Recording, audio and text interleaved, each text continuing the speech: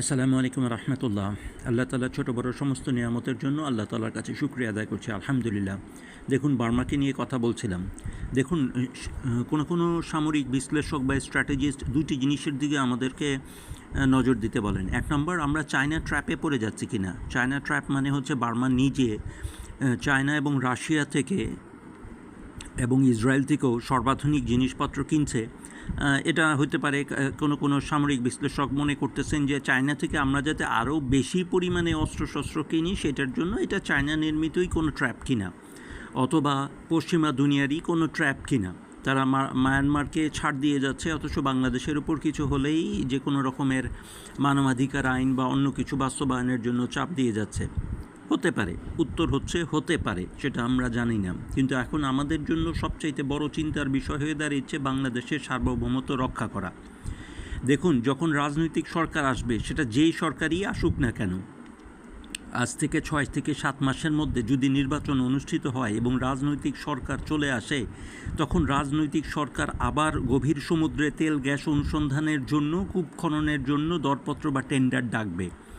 বিদেশি কোম্পানিগুলি যদি চিন্তা করে যে তাদের তৈরি করা সমুদ্রের মাঝখানে অয়েল রিগস অথবা গ্যাসের তৈরি রিগসগুলি বার্মার বিমান বাহিনী অথবা নৌবাহিনীর ঘাঁটির সম্মুখীনে থাকাকালীন সময়ে যে কোনো দুর্ঘটনা ঘটে যেতে পারে, তাহলে তারা গভীর সমুদ্রে তেল গ্যাস অনুসন্ধানের জন্য আদৌ উৎসাহী হবে না। 2 নম্বর কথা, বার্মা আমাদের রপ্তানিতে বাধা দিতে পারে, বার্মা আমাদের তেল গ্যাস অনুসন্ধানে বাধা দিতে পারে। কাজেই যদি এটা চায়না ট্র্যাপও হয়, আমাদের উচিত হবে, চায়না কেন, দুনিয়ার যে কোনো দেশ থেকে হলেও যত দ্রুত সম্ভব যুদ্ধবিমান সংগ্রহ করা। এজন্য ডিজিডিপি প্রধান এবং মাননীয় বিমান বাহিনী প্রধানের কাছে বারবার বলছি, স্যার, যত দ্রুত সম্ভব যুদ্ধবিমান যে কোনো দেশ থেকেই হোক না কেন, স্যার, দয়া করে আপনারা সংগ্রহ করার চেষ্টা করেন। যদি চায়না থেকেও হয়, আমাদের কোনো আপত্তি নেই। 2 নম্বর যে জিনিসটির কথা বলতে চাই, সেটা হচ্ছে যে মায়ানমার হঠাৎ করে এরকম আক্রমণাত্মক পরিস্থিতি কেন নিল। কোকো আইল্যান্ডে তাদের নৌবাহিনীর ঘাঁটি বা সার্ভেলেন্স রাডার স্থাপন করা বা বিমান বাহিনীর ঘাঁটি তৈরি করা বা রানওয়ে তৈরি করা।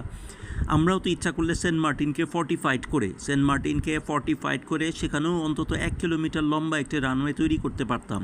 হতে পারে সেটা 9 কিলোমিটারের মধ্যে বার্মার মূল ভূখণ্ড থেকে, কিন্তু সেটা আমাদেরই সীমানা ছিল। এখন তো আমাদের পক্ষে সেটিও করা সম্ভব হবে না। কাজে আমাদের উচিত হচ্ছে যত দ্রুত সম্ভব, যেহেতু আমাদের F-7 BGI বিমানগুলি মূলত ইন্টারসেপ্টর, এগুলি সমুদ্রে আক্রমণ চালানোর জন্য করে তৈরি করা হয়নি।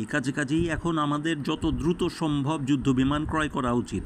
আসসালামু আলাইকুম রহমতুল্লাহ।